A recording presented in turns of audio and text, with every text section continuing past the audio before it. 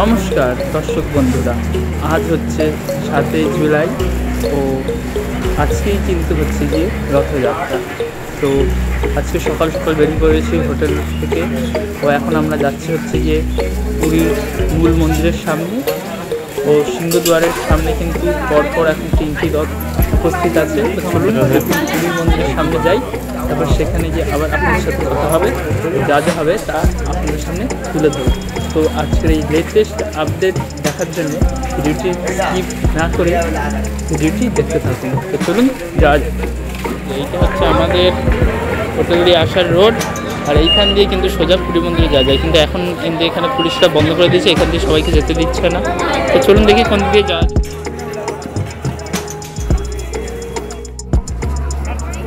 Finally আমরা এখন এসে উপস্থিত হতে পেরেছি পুরীর জগন্নাথ মন্দিরে। তো চলুন এবার দেখি সিংহদ্বারের সামনে যাই, তারপর সেখানে গিয়ে আবার আপনাদের সাথে কথা হচ্ছে, রথ দেখাবো। তো চলুন যাওয়া যাক।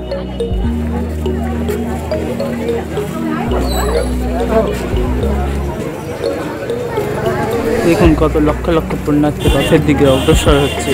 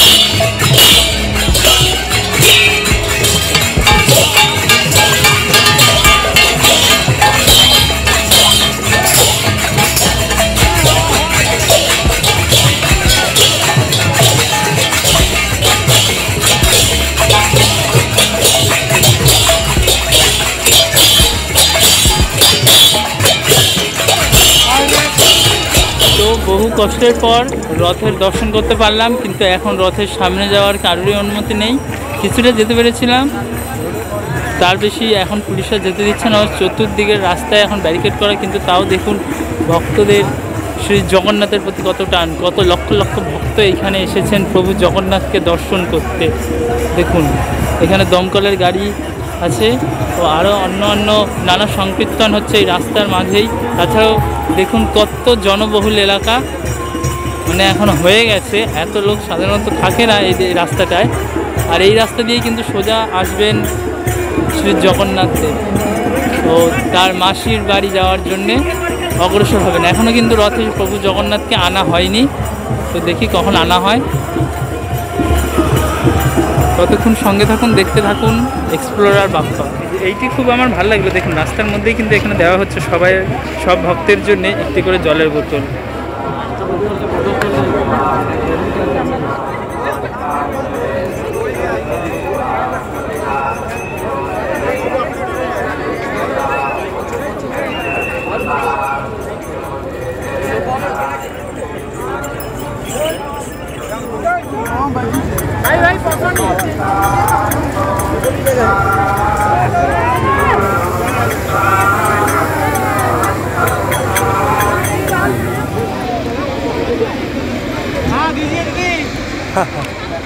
কি কমেন্ট?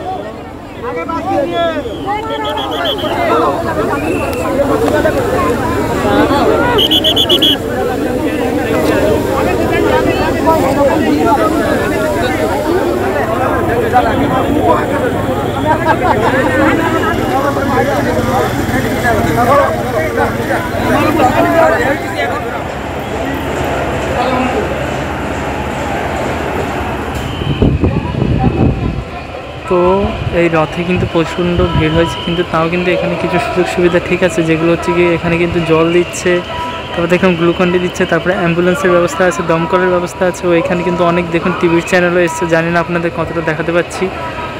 তো এইগুলি কিন্তু এখানে এসেছেন। আর দেখুন এই দিকটা দিয়ে সোজা মানুষদের যেতে ইচ্ছে না বলে এই দিকটা কতটা ভিড়।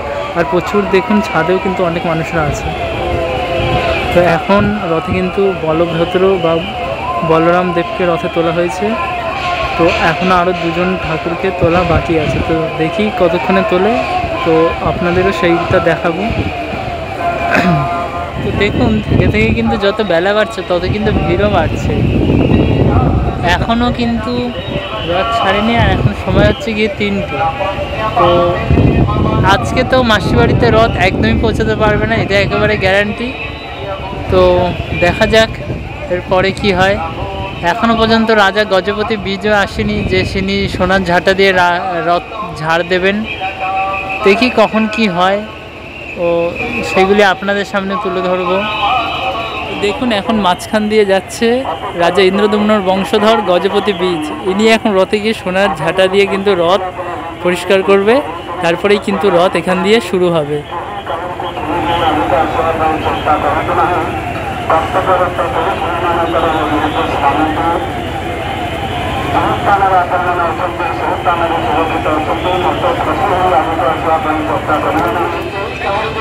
এখন দেখতে পাচ্ছেন শ্রী রাজা গজপতি বীজ কিন্তু সোনার ঝাঁটা দিয়ে বলভদ্র রথ ঝাড় দিচ্ছেন। এর পরবর্তী সময় কিন্তু উনি সুভদ্রা মায়ের ও শ্রীকৃষ্ণের রথ ঝাড় দেবেন। এত দূর দিয়ে কিছুটা বোঝা যাচ্ছে, আপনারা জানি না কতটা দেখতে পাচ্ছেন, কিন্তু এখন কিন্তু রাজা গজপতি বীজ এসেছেন ও সোনার ঝাঁটা দিয়ে রথ ঝাড় দিচ্ছেন। এরপরেই কিন্তু রথ চালানো শুরু হবে।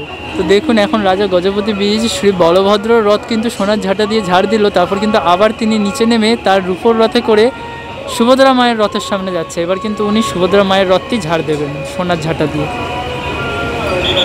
একবার শুধু ভিড়টি দেখুন রথে।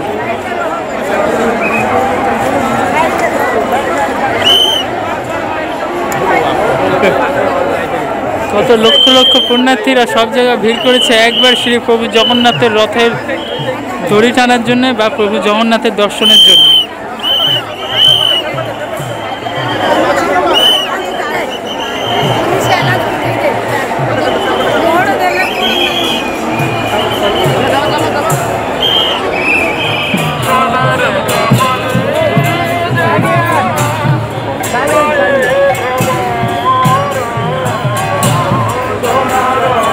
এখানে পুরো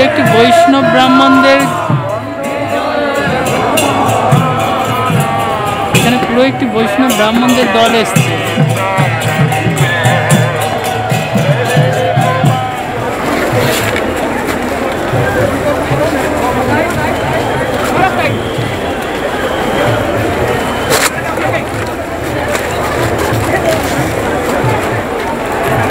এই যে এই বাড়িটি দেখতে পাচ্ছেন, এই বাড়িটি কিন্তু হলো পুরীর বর্তমান রাজা গজপতি বীজের কিন্তু বাড়ি বা প্রাসাদ যা বলতে পারেন, এটাই কিন্তু হলো গিয়ে পুরীর বর্তমান রাজার বাড়ি। দেখুন রাজার বাড়িটিও ফুল দিয়ে কত সুন্দর করে সাজানো হয়েছে।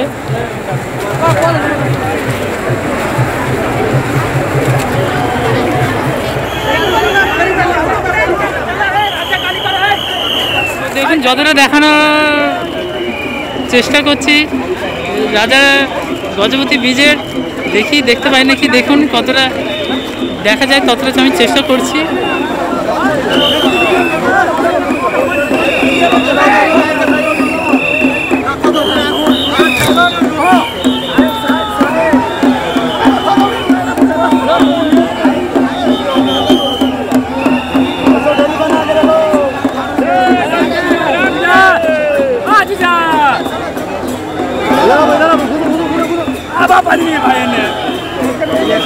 भैया इधर आओ भैया।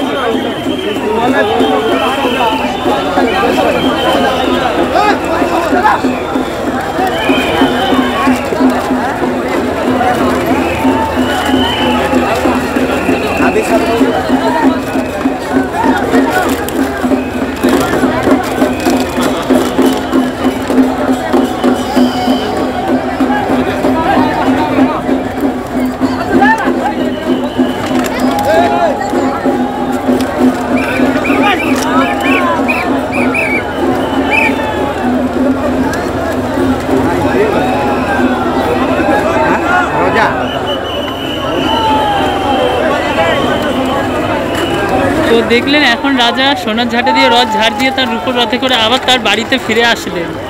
দেখুন এখন রথের ঘোড়াগুলো লাগানো হচ্ছে।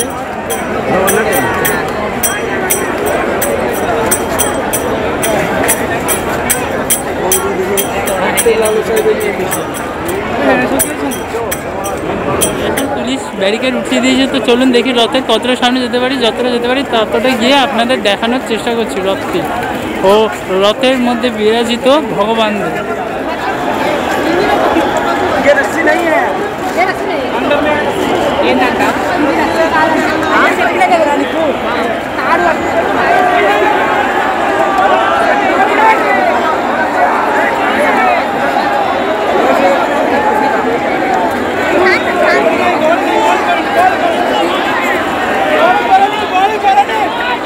এগিয়ে আসছে শ্রী শ্রী বলরাম দেবের রথ।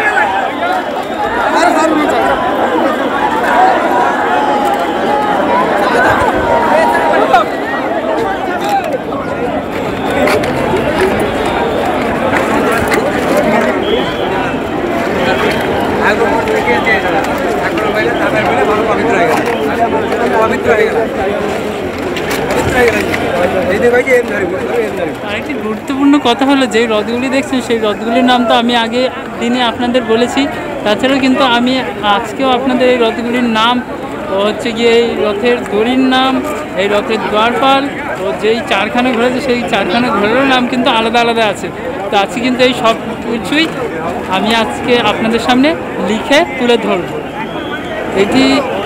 এছাড়াও কিন্তু এই রথের আরও যে গুরুত্বপূর্ণ মানে চাকাগুলি আছে, সবকটা রথের চাকা কিন্তু আলাদা, সেইগুলোর ব্যাপারেও কিন্তু আজ আমি আপনাদের সাথে কথা বলবো বা লিখে তুলে ধরবো।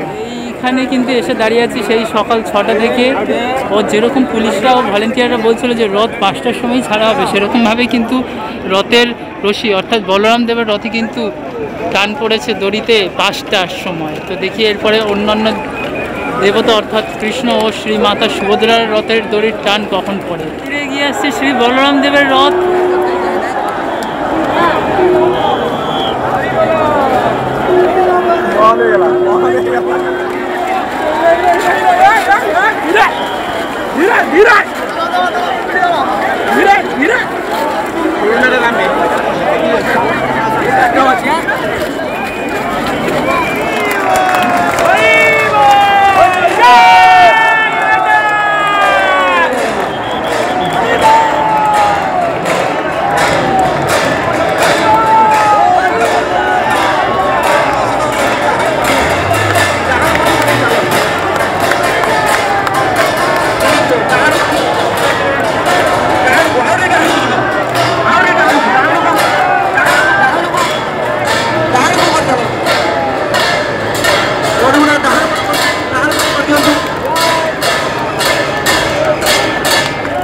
ছাড়ি দিও, দৌড়ি ছাড়ি দিও, দৌড়ি ছাড়ি দিও।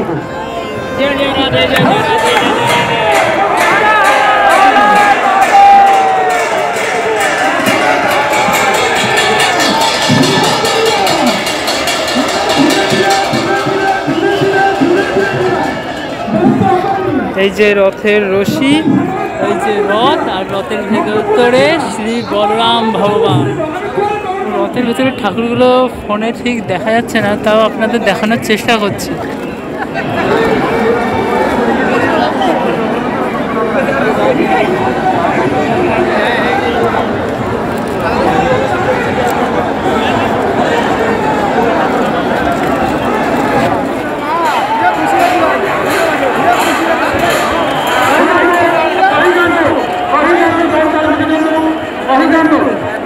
এবার আস্তে আস্তে এগিয়ে আসছে মাতা সুভদ্রার রথ।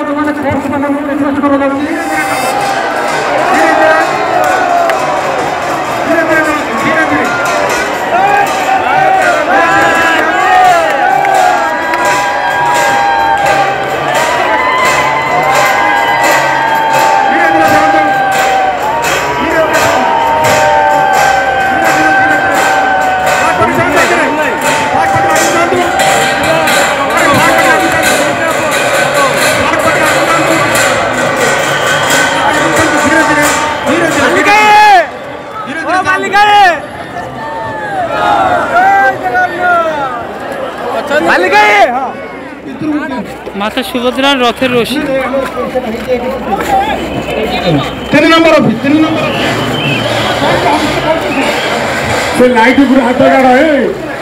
धीरे धीरे चलिए, धीरे धीरे धीरे धीरे धीरे धीरे आगे चलिए, लाख पट्टी आगे चलिए, धीरे धीरे धीरे धीरे धीरे धीरे रोई ना, छाड़ी दियो छाड़ी दियो छाड़ी दियो छाड़ी दियो छाड़ी दियो छाड़ी दियो।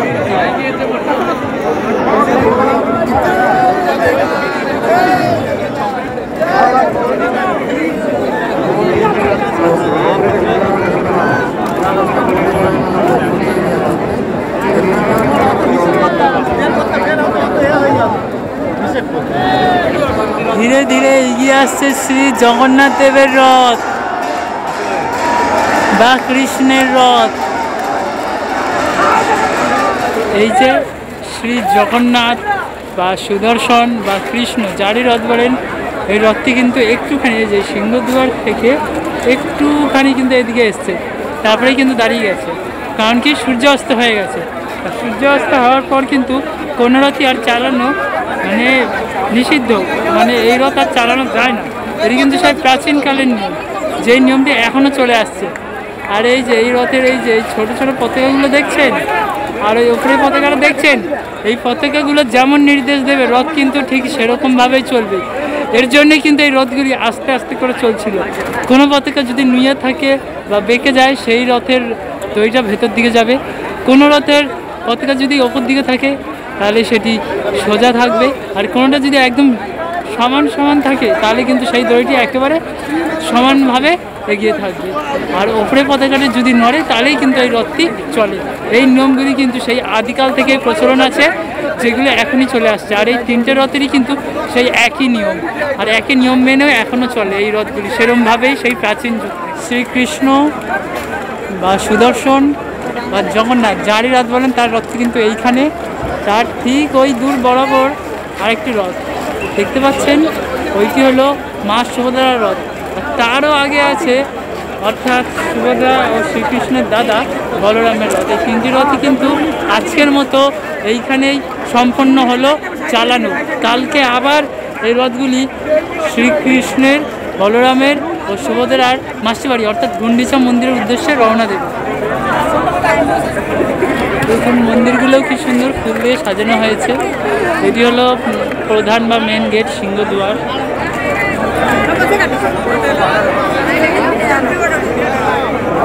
এই চারটে দরজায় কিন্তু এরকম সুন্দর করে ফুল দিয়ে সাজানো হয়েছে, আর রথগুলোকে ফুল দিয়ে সাজানো হয়েছে। আর দেখুন ওই ওপরে বিরাজ করছে শ্রী জগন্নাথের পত্নী শ্রী লক্ষ্মী দেবী।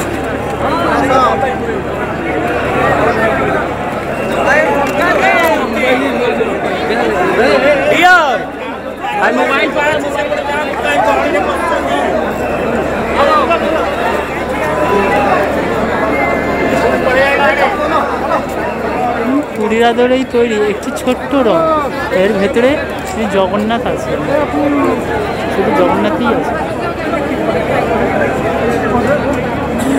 পুরীর রথের আদলে আরও একটি ছোট রথ এইখানে তৈরি করা।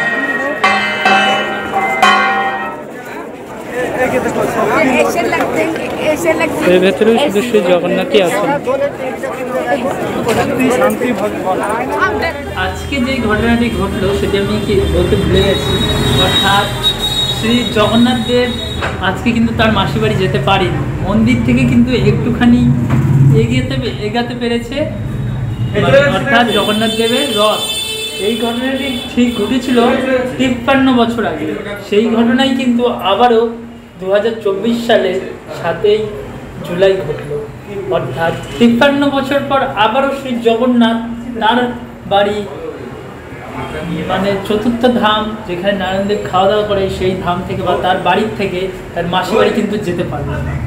আর আরও একটি কথা যেটি হলো, আজকে কিন্তু পুরীর মন্দিরে আমাদের ভারতের রাষ্ট্রপতি শ্রীমতী দ্রৌপদী মুর্মু এসেছিলেন। ও এসেছিলেন উড়িষ্যার মুখ্যমন্ত্রী। উড়িষ্যার মুখ্যমন্ত্রীর নামটা আমি জানি না, আরও মান্যগণ্য ব্যক্তি ছিল, কিন্তু তার মধ্যে কিন্তু এই দুজনকেই শুনলাম যে এনারা কিন্তু আজকে পুরীর মন্দিরে এসেছিলেন। আবারও 53 বছর পর ঘটলো এরকম ঘটনা। আর আরও একটি কথা বলে দিই, 53 বছর বললাম কারণ কি, পুরীর রথ কিন্তু পুরীর মন্দিরের থেকে প্রচুর কাছে, অর্থাৎ শ্রীকৃষ্ণের রথটি। আর বলভদ্রের রথ ও দেবী সুভদ্রার রথ যেই চওড়া মতন রাস্তাটা আছে, সেই রাস্তা দিয়ে কিন্তু বেড়াতে পারেনি। সেই রাস্তাতেই কিন্তু 3টি রথ পরপর আছে। আর অন্যান্য বাড়ি কিন্তু এত কাছে কিন্তু রথ থাকে না। রথ কিন্তু পৌঁছে যায় একেবারে বা প্রায় মাঝ রাস্তায় চলে যায় হয়তো। তো কোনো বাড়ি দেখেছি আমরা যে রথ কিন্তু প্রত্যেক বছর মাসির বাড়িতে ঠিক সময় পৌঁছাতে পারে না। যেমন এইবারেও কিন্তু পুরীর রথ নিজের মন্দিরের গণ্ডি ছেড়েই যেতে পারিনি। এর জন্যই কিন্তু এই কথাটি বললাম। আর এর আগেও আমি শুনেছি যে 53 বছর পরে নাকি এরকম ঘটনা ঘটেছে। ও এইবারে কিন্তু 2 দিন রথ, অর্থাৎ আজকে ছিল ও কালকে 8ই জুলাইতেও আছে। এর জন্য কালকে কিন্তু পুরীর রথকে নিয়ে গুন্ডিচা মূর্তি মন্দির অর্থাৎ জগন্নাথ দেবের মাসিবাড়ি নিয়ে যাওয়া হবে। ও 3 জন দেবী দেবতা অর্থাৎ সুভদ্রা, বলরাম ও জগন্নাথকে একসঙ্গে মিলিয়ে কিন্তু জগন্নাথ দেব বলা হয়, কোনো একজনকে কিন্তু জগন্নাথ দেব বলা হয় না। তো আজকে আপনাদের সামনে পুরীর রথযাত্রা তুলে ধরলাম ও তার যা বৈশিষ্ট্যবাদ কথা সেগুলো আপনাদের সামনে তুলে ধরলাম। ও যা বললাম যে আজকে কিন্তু জগন্নাথ দেব তার মাসির বাড়ি যেতে পারেনি, কারণ কি সূর্যাস্ত হয়ে গেছে।